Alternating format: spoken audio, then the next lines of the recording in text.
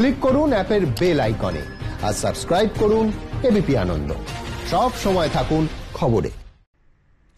শুধু 10 বছরের পুরনো পুজো নয়, আর্থিক অনটনে থাকা কিছু নতুন পুজো কমিটিকেও অনুদান দেওয়ার পথে রাজ্য সরকার।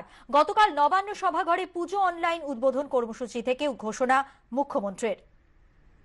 প্রত্যেকটা ক্লাব এখনো হয়তো সম্পূর্ণ রেডি হয়নি, কিন্তু আপনাদের গ্রাম বাংলার পুজোগুলো আমাদের প্রত্যেকের ভীষণ দৃষ্টি কাড়ে। ক্লাবগুলোই আমাদের অ্যাসেট, পুজো কমিটিগুলো আমাদের অ্যাসেট। অনেক বাড়ির পুজোও হয়, অনেক প্যান্ডেলের পুজোও যেমন হয়, অনেক বাড়ির পুজোও হয়।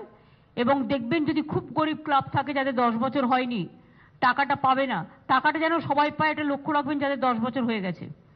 আর হয়তো অনেক গরিব পুজো আছে একটা দুটো, কিছুই নেই তাদের কাছে, সেটা পুলিশকে আমি দায়িত্ব দিচ্ছি, কিছু কিছু করে তাদের একটা হেল্প করে দেবেন যাতে তারা টুকটাক করতে পারে, কারণ কোভিডের সময় মানুষের খুব প্রবলেমে আছে, দেখে নেবেন একটু। এবং মেয়েদের পুজোগুলো